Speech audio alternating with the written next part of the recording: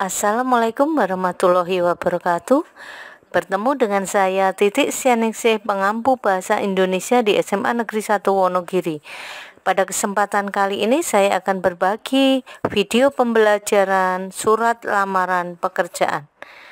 Kalian yang sekarang duduk di kelas 12, tentunya materi ini merupakan bagian dari materi bahasa Indonesia kelas 12. Maka dari itu disimak ya, agar kalian bisa memahami materi tersebut. Surat lamaran pekerjaan merupakan surat yang berisi permohonan untuk bekerja di suatu lembaga. Jadi surat lamaran pekerjaan itu ditulis untuk memohon atau berisi permohonan bekerja di suatu lembaga atau instansi. Surat lamaran pekerjaan ini dibuat dan dikirimkan oleh individu kepada instansi sehingga tergolong surat semi resmi. Ya, semi resmi artinya setengah resmi.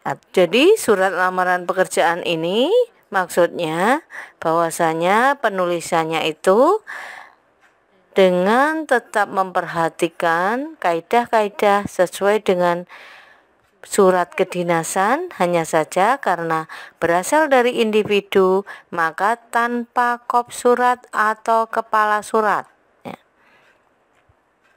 Penulisan surat lamaran pekerjaan dapat dengan cara ditulis tangan maupun diketik.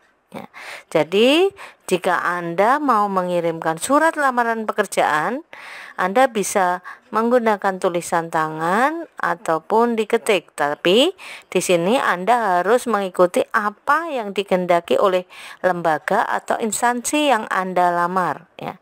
Jadi kalau misalnya instansi ataupun lembaga itu mengharuskan Anda menulis dengan tulisan tangan, maka ikuti dengan tulisan tangan. Atau sebaliknya, kalau misalnya instansi ataupun lembaga itu menginginkan kalian untuk menulis ataupun dalam bentuk ketikan komputer, berarti Anda harus menulis dalam ketikan komputer.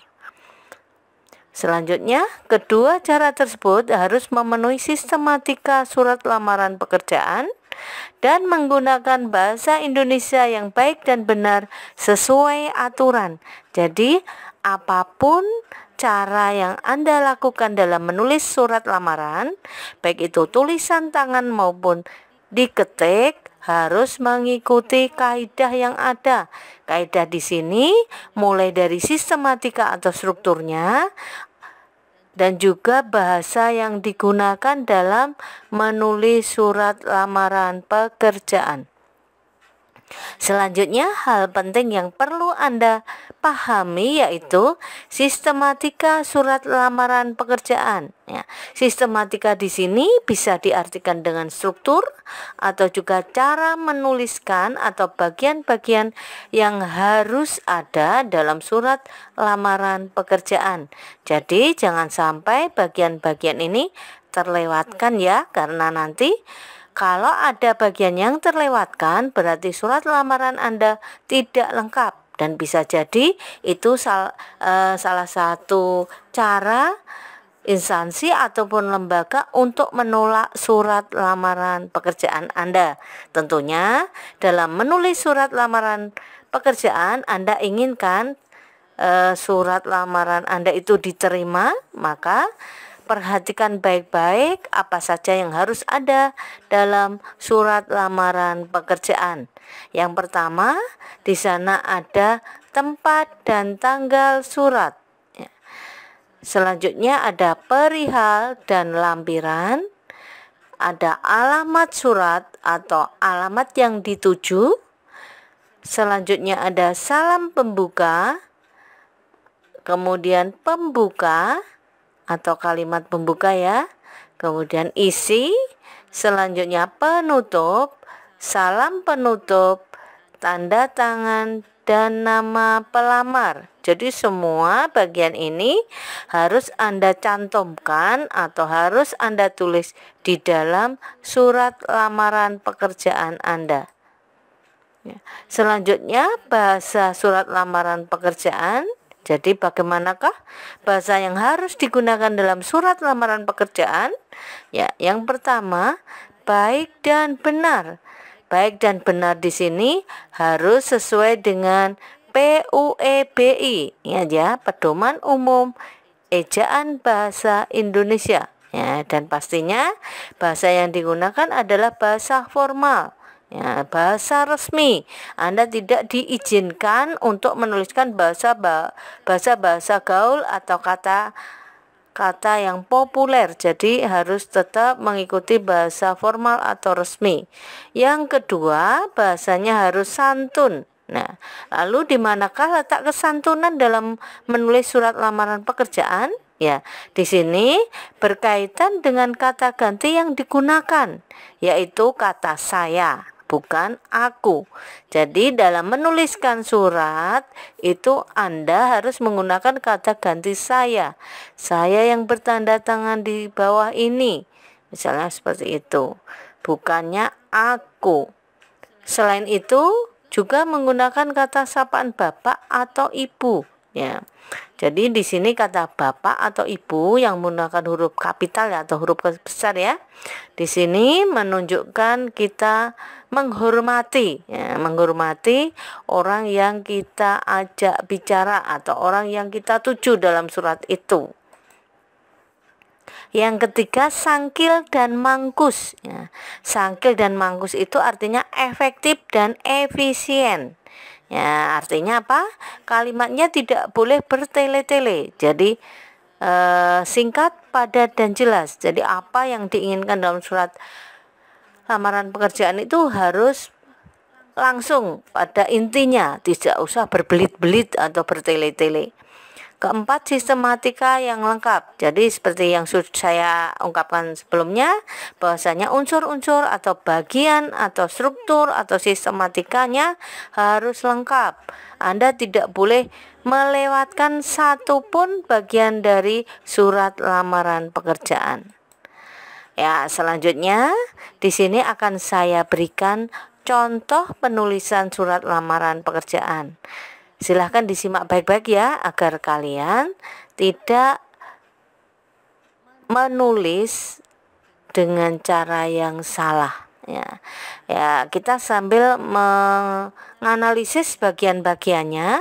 Ya, yang pertama tadi bahwasanya penulisannya berdasarkan yang pertama ada tempat dan tanggal surat, ya. Di sini Wonogiri, kemudian tanggalnya 8 Agustus 2022.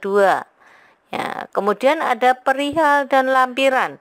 Perihalnya lamaran pekerjaan diawali huruf besar. Jadi penulisan perihal itu sebagaimana penulisan judul ya. Ya. Kemudian lampiran di sini ingat 4 lembar, E-nya besar, L-nya kecil.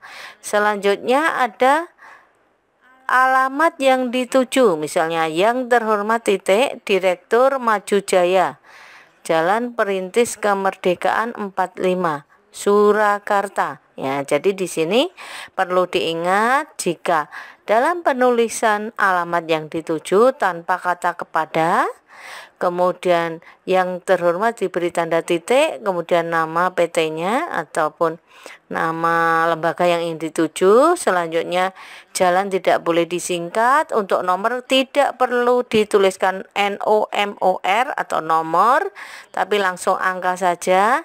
Dan kotanya perlu diingat, kalau kotanya kita letakkan di baris kedua, maka setelah angka harus diberi tanda koma. Kebetulan di sini kan saya tidak menuliskan Surakarta di baris kedua, tetapi baris ketiga, jadi tanpa koma. Selanjutnya di sini ada salam pembuka. Salam pembukanya kita menggunakan dengan hormat. Di sini yang kita perhatikan penulisan dengan hormat hanya kecil, kemudian diikuti tanda koma. Soalnya di sini ada kalimat pembukanya, berdasarkan iklan lowongan pekerjaan yang dimuat di harian Solo Pos tanggal 6 Agustus 2022, saya yang bertanda tangan di bawah ini. Ya, di sini yang perlu diperhatikan penggunaan di, ya, di sebagai preposisi atau di sebagai kata imbuhan atau awalan, ya. Di sebagai preposisi atau kata depan maka harus dipisah. Kalau di sebagai imbuhan harus digabung seperti ini, dimuat harus digabung. Sedangkan di harian solo pos merupakan preposisi, makanya harus dipisah. Nah, solo posnya nama hariannya dicetak miring. Kalau harian di sini tulisannya diawali dengan huruf kecil, kalau di sini huruf kapital. Ya. Kemudian bertanda tangan. Di sini ada dua kata yang digabung, tanda tangan. Kalau hanya mendapat imbuhan awalan atau hanya akhiran, maka penulisannya dipisah. Tetapi kalau mendapat awalan dan akhiran, maka digabung. Contohnya, kalau bertanda tangan hanya mendapat awalan, maka dipisah. Tanda tangani misalnya di sini mendapat akhiran i harusnya dipisah. Tetapi kalau penandatanganan di sana ada apaan, berarti penulisannya digabung. Kemudian di bawah ini merupakan preposisi, maka dipisah. Ya. Selanjutnya di sini ada identitas dari pelamar ya, misalnya nama, tempat tanggal lahir, jenis kelamin, agama, pendidikan, alamat. Yang perlu diperhatikan yang sering kita mendapati surat lamaran yang salah, yaitu di sini harus diawali huruf kecil bukan kapital. Kemudian kalau isiannya besar atau diawali huruf kapital kecuali jenis kelamin. Ya. Kemudian ini untuk membuka ataupun kalimat isinya di sini. Dengan ini D-nya ingat ya kecil karena ini merupakan lanjutan dari atasnya. Dengan ini mengajukan lamaran untuk menempati posisi manajer pemasaran di perusahaan yang Bapak pimpin ya. Di sini kapital ya karena untuk menghormati orang yang diajak bicara atau yang dikirimi surat lamaran pekerjaan. Sebagai bahan pertimbangan Bapak, bersama ini saya melampirkan. Ingat ya, di sini kemudian satu fotokopi penulisan di sini harus sesuai ejaan. Kemudian ingat di sini legalisasi, bukan legalisir. Kemudian satu lembar. Ya, kemudian ingat tanda untuk mengakhiri poin-poin di sini titik koma. Kemudian sebelum berakhir titik koma dan di sini berakhir dengan tanda titik. Ya, demikian surat lamaran ini saya sampaikan. Atas perhatian Bapak, saya mengucapkan terima kasih.